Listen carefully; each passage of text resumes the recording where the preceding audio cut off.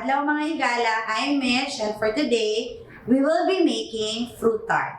Okay? Then for the fruit tart, we have pat sucre, yung crust niya, and then later we have pastry cream or yung custard niya inside, tapos yung fruits sa top. So let's start with the crust first. Okay? For the ingredients, I have here the butter. That's I'm using Bravo butter, tapos flour. I have 1 to 2 tablespoon water. I have sugar, salt, and 1 piece of my egg. And for the pastry cream later, I have cornflour milk, Bravo condensed milk, cornstarch, sugar, and yolks. Tapos I have some grapes, kiwi, mangoes, and cherry. If you have strawberry, go ahead, pwede yun. Or at least may yellow, green, red, and violet on top. Okay, let's start. If you have like this, para sa mga pies and tarts to, pastry blender, you can use this. If wala, pwede namang small palette knife, okay? So, this is your flour. Mix natin si sugar, some salt, tapos make sure naka-cube si butter. Tapos sineparate ko konti yung 1/4 yata or 1/3 ng flour. Then we will add that 1 liter. Dahan-dahan. Okay?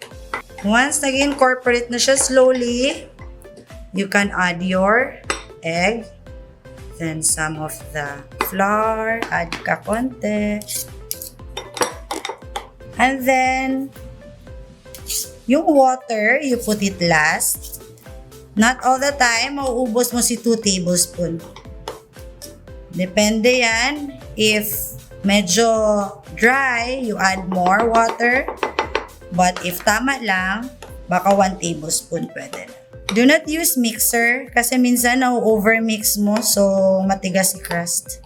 Mas maganda yung ganito. Okay, so yan, na-incorporate na lahat si flour. Let's add water, pakonti-konti. I think this is good na. 1 1/2 tablespoon yung na-add ko. So parang mga 1 1/2 tablespoon na add. Get ready with your cling wrap.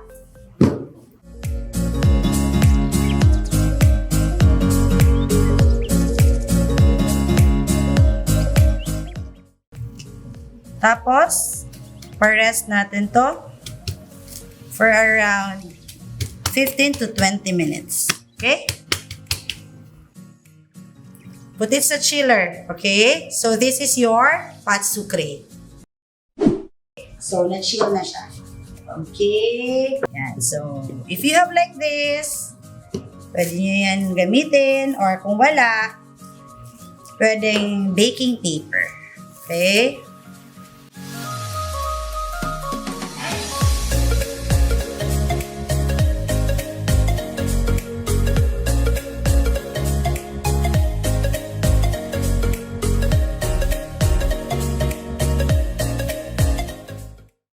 For the thickness, at least mga 1/8 inch, okay?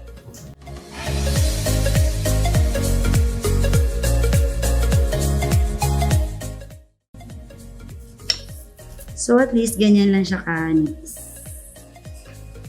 Okay? If it's too soft, pwede nyo siya i-chill ulit. But if pliable pa, okay lang yan.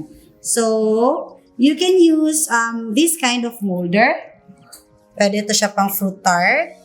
Okay? Lagyan nyo lang ng butter or shortening. Or if you have like this, pwede rin.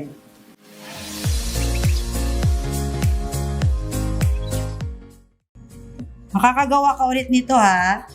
Just roll it out again, chill, tapos ulit. Okay?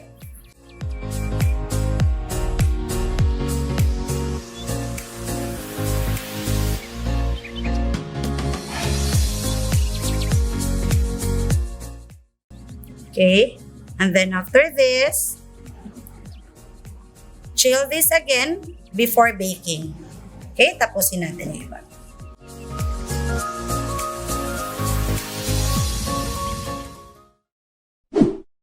Now, let's make the pastry cream para sa fruit tart. Okay, so in your saucepan, mix nyo lang lahat ng ingredients. Milk, egg yolks, cornstarch, condensed milk, and your sugar. Okay?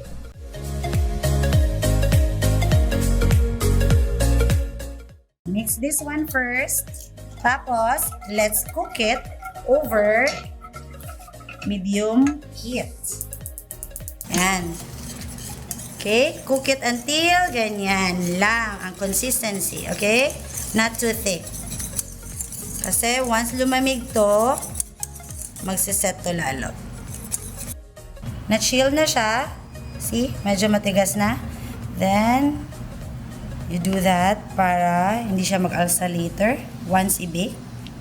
And then, bake natin to until light brown. Around mga 15 minutes. Okay? Okay, so let's get our pastry cream. Mas maganda i-pipe siya sa tart para hindi siya messy. Okay?